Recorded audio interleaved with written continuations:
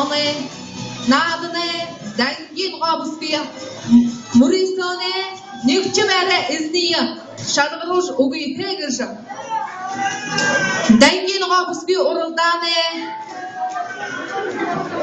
ерөнхий шүүгч Монгол гүрнээ өдөрний дөнгөжгэ эрдэмийн шуургын уран сайхны өдөр даач Буянбаатар таны хүндэгээр өргөсөлье.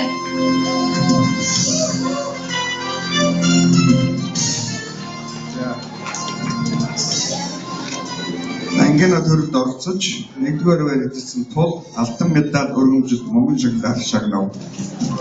Үндэсний хорооны дарга зохион байгуулалтын дарга алтан гэрэл. Саяна.